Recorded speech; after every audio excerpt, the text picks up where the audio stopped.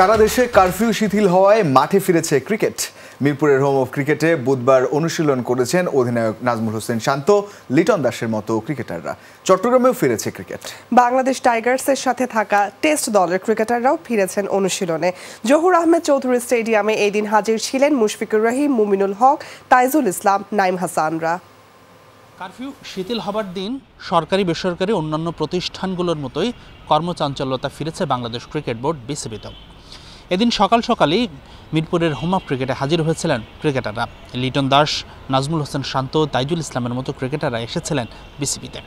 এদের মধ্যে লিটন দাস কেবলমাত্র স্কিল ট্রেনিং করেছেন। ইনডোরে বেশ কিছু সময় ব্যাটিংটা ঝালিয়ে নিয়েছেন অফ ফর্মে থাকা লিটন। তবে নাজমুল শান্ত, সৈকত আলী, আকবর আলী সহ অন্যান্য ক্রিকেটাররা কেবল কাজ করেছেন ফিটনেস নিয়ে। মূলত জিম সেশনেই বেশি সময় পার করেছেন এই ক্রিকেটাররা।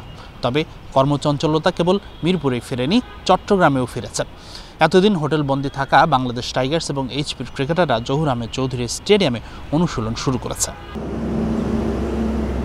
কারফিউয়ের কারণে চট্টগ্রামে বেশ কয়েকদিন হোটেলবন্দি থাকার পর বুধবার জহুর আহমেদ চৌধুরী স্টেডিয়ামে হাজির ছিলেন বাংলাদেশ টাইগার্স ও এইচপির ওয়ানডে ও টি-20 দলের ক্রিকেটাররা। বাংলাদেশ টাইগার্সের ক্যাম্পে থেকে লম্বা সময় ধরে পাকিস্তান সফরের টেস্ট সিরিজের জন্য প্রস্তুতি নিচ্ছেন টি-20 বিশ্বকাপের স্কোয়াডের বাইরে থাকা ক্রিকেটাররা। অভিজ্ঞ মুশফিকুর রহিম, মুমিনুল হক, তাইজুল ইসলাম, নাইম হাসানও অনুশীলনে ফিরেছেন বুধবার বাংলাদেশ টাইগার্সের হয়ে।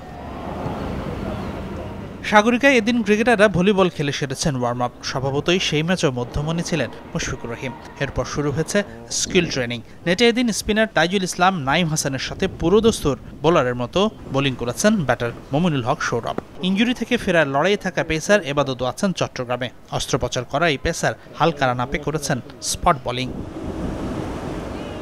হাসানুর রহমান, যমুনা স্পোর্টস।